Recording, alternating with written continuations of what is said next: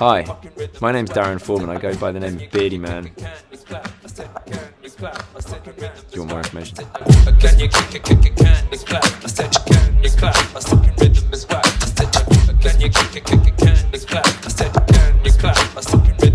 So when I play live, I like to improvise. I like not knowing what I'm going to do and then seeing what happens.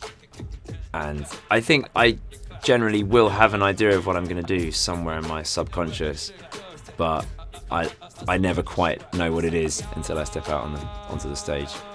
Yeah, I do beatboxing and singing and all this stuff, and then I sample it live and end up doing finger drumming and looping, and every sound that you hear has come from my voice, but I mangle it and manipulate it so much that it's hard to tell in the end, which I suppose begs the question why I do it at all.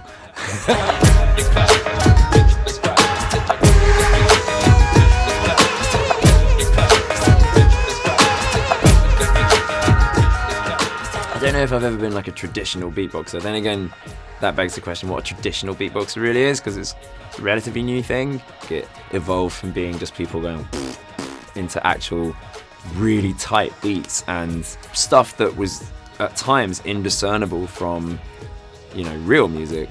But like my place in beatboxing, I suppose, is always this sort of like multi-hyphenate clown where I just sort of would use beatboxing because it was the quickest way to get ideas out of my head, and looping seemed like a natural way to capture those ideas, mold them into arrangements, sing over them, produce them, and then just wipe the slate clean and start again. It's just really intuitive. So yeah, beatboxing for me has always been a kind of means to an end. I suppose there'll be some people that will come to a show of mine and won't necessarily know that it's all my voice and that I'm sampling it all in real time.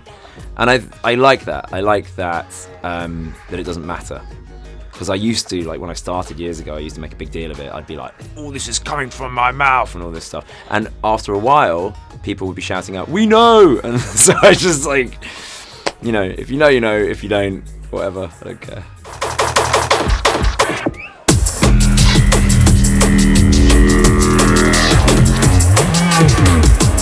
Rahzel was the inspiration for me and for loads of other beatboxers of my generation who had never heard anything like that before, but they themselves had grown up having watched Police Academy and stuff, and like they're doing weird noises and trying to imitate engines and airplanes and ducks and whatever. And then Rahzel comes along and he's like, this goofy art form can actually be a serious art form. You just need to focus on it, form a show, you know, work on your routines. And Rahzel, I think, still in some senses has never been bettered. I saw a guy called Xander, MC Xander, like 20 years ago, and he's still doing stuff now. And he was using Chaos pads, you know, these Korg DJ boxes, which like Radiohead used to use them and stuff like that. And he was looping and doing live effects, and I'd never seen anyone do that before, and I immediately knew that this was what I had to do, because I was doing looping, but it was quite basic. I had a Line 6 DL4, and what I saw him do was so incredible that I immediately had that as my focus, and I started fantasizing about this dream setup where any idea could immediately be manifested. You know, think of it, beatbox it, manipulate it, and it's been the dream ever since, and I'm always working towards it. I mean, I saw another guy called Exile who he at the time was doing this insane tear out breakcore madness. Like he had a head mic on, he'd be generating stuff with his voice. He wasn't really a beatboxer, but he'd just be like spitting this madness into the microphone and just formlessly turning it into evolving breakcore that would just be so mangled and insane. But because of the tightness of the programming that he'd done in Reactor, it didn't matter what he screamed into it, he could manipulate it into music. So he was doing like, you know, real time, like comb filtering his voice into synthesizers. So seeing that was pivotal for me, because I was taken by how formless you can be when you're producing on the fly, because you would never think to make music like that if you were planning it. It has to evolve naturally from a place of chaos and capturing chaos and funneling it into something that people can respond to and that you're responding to in real time. That's what's always appealed to me about beatboxing and about live looping.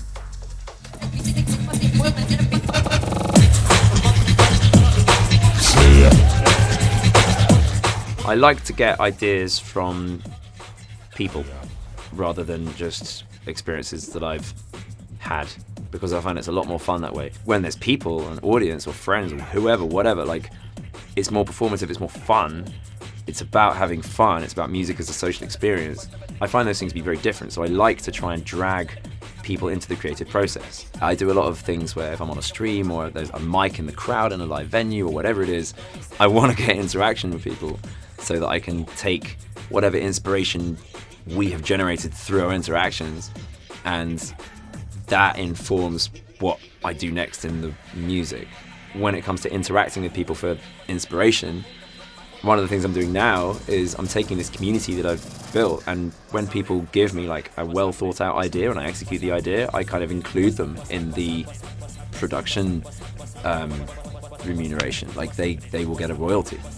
That's a project I'm doing at the moment. It's called Milking the Community.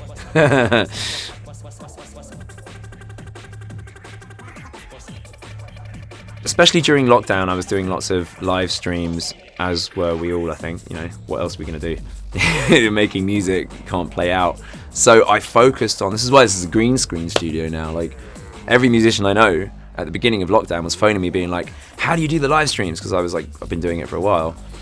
But within a few months, like, I started phoning around people being like, how have you leveled up so much? Like, so everyone was learning from each other. I transitioned this studio from being just a kind of sound space into a kind of AV studio, and you might not know it to look at it because the cameras are placed quite discreetly. And in fact, I've taken some of them down because I've been taking them out with me on tour. But there's, you know, cameras mounted everywhere, and I managed to create this like virtual environment, which is like a bit like a sort of virtual production space.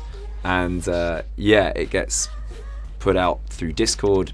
People on my Discord who are my patrons, they can contribute to the music. You can see them on the stream. That goes out to Twitch or YouTube or wherever. And then people who aren't patrons of mine, they can still comment and stuff, but they can't be heard. For that, you need to sort of pay entry into the special zone where you can be sucked into the music and into my studio. But to do that was really not straightforward. And at first, I lacked the computer power to do it. When I was first researching how to get this done, I was looking into kind of broadcast truck tech, like purpose-built hardware. And so in 2020, computers were just about getting fast enough to do this stuff. So I have 2 computers, that's all I need to do this. They're both just about managing it. And I'm running visuals using Rahzel, I'm running OBS for streaming, Ableton, which is doing all of the sound processing. I've got all my iPads over there, which are the interface that I use, so no sound passes through them, but they allow me to completely configure the interface that I use to do this. It was an absolute like slog trying to figure out how to route all this stuff, because you need the patrons. They need to not hear themselves monitoring back, but the people on the stream need to hear the patrons, which sounds straightforward, but you're using 2 computers. There's ADAT flying everywhere. There's mixes being made in my ears for the sake of monitoring, in the rig for the sake of the stream. To figure it out, to have it be like a sort of one-shot tech success, I would have had to draw a really massively complicated routing diagram. If I think I might have tried to do that a couple of times, and in the end just thought, just move fast and break things and make mistakes and figure it out that way. But yeah, the routing was an absolute sort of mind bender.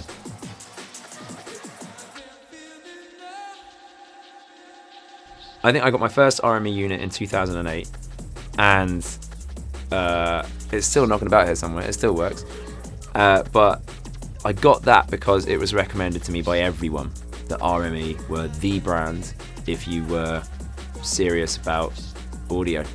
That's always been the case for me. I've never looked back, and I've tried other things and they just aren't as good in it by any metric. You know, it's either all, you know, bells and whistles but no substance or clarity or stability. Now I have 2 UFXs, and I also have a UCX and a UCX II, and I just sort of keep them on rotation for whatever I need. And you know, one of the UFXs forms my studio setup. Like occasionally I've done a project with a band or something, and then I'll sort of take one out. These days I just find that the UCX is small enough and fully featured enough that any I/O that I need can be accommodated, and if there's sort of extra I/O that I need, I've always got sort of a couple of inputs and outputs spare.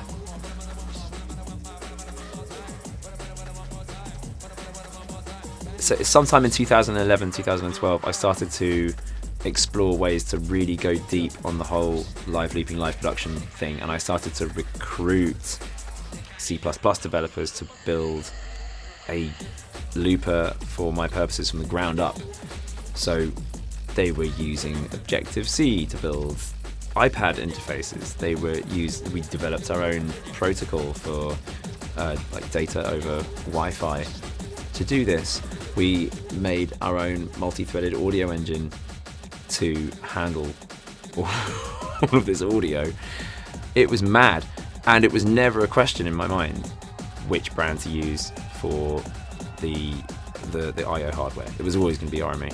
It has really transparent preamps, and it has the most obvious, straightforward matrix mixer that you could need, and it has the ability to record, and it's rugged and it's stable. It was never any question to me which one to use, and I've never looked back since. Also, so the good thing about the UFX is that it had this standalone Durec recording thing, so you just shove a thumb drive in it and you can record all the tracks or a selection of the tracks straight to it, and they end up as this multi-channel file, and then you can unpick the multi-channel file afterwards. For years that was how I recorded my sets, and I needed something that was a smaller form factor. The UCX is that half U size, really tourable, but didn't have the Durec recording. Now with the UCX II you have that capability back, which is great, so I just had to get my hands on one, and it's in my rig right now, nestled under an iPad.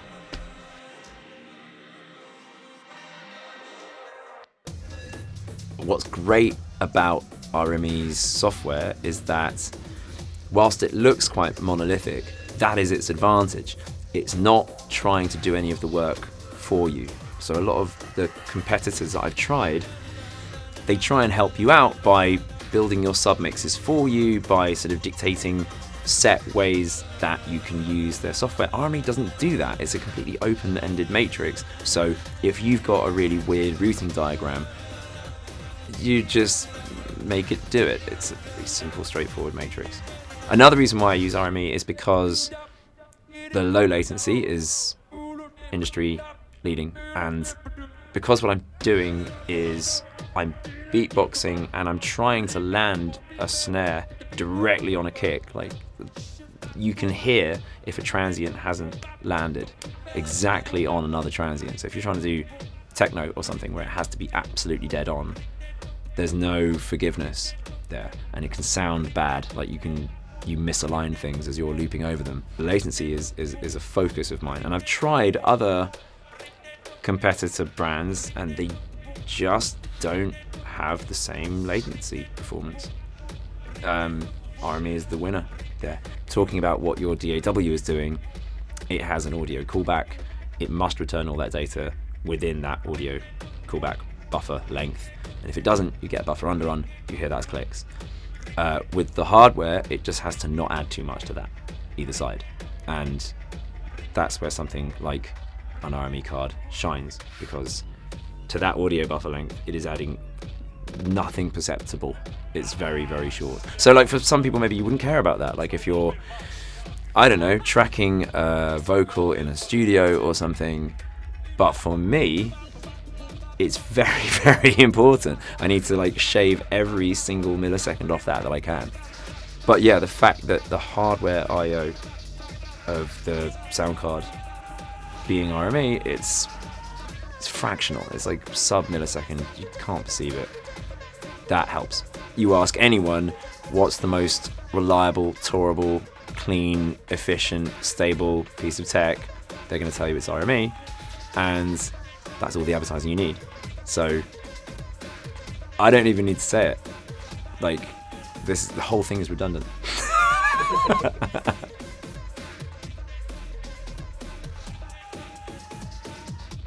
Yeah, anyone that wants to check out what I'm doing, just find me on the internet.